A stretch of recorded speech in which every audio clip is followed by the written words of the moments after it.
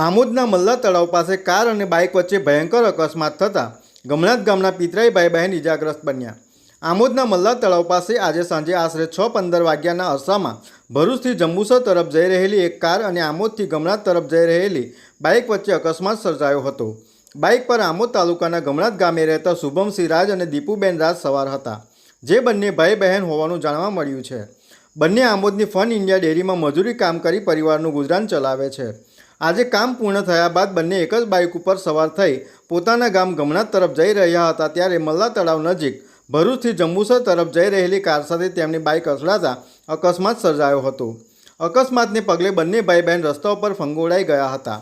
અકસ્માતનો અવાજ સાંભળતા મલ્લા તળાવ નજીકના શોપિંગ વિસ્તારમાં હાજર સંજયસિંહ રાજ સહિતના લોકો ઘટના સ્થળે દોડી આવ્યા હતા અને સમય સૂચકતા દાખવી બંને ઇજાગ્રસ્તોને મદદ કરી તાત્કાલિક 108 મારફતે આમોદ સામૂહિક આરોગ્ય કેન્દ્ર ખાતે સારવાર માટે ખસેડવામાં આવ્યા હતા।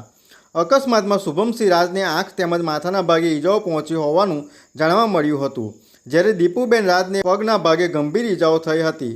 બંનેને આમોદ સામૂહિક આરોગ્ય કેન્દ્ર ખાતે પ્રાથમિક સારવાર આપ્યા બાદ વધુ સારવાર અર્થે વડોદરાની સયાજી હોસ્પિટલમાં રિફર કરવામાં આવ્યા હતા।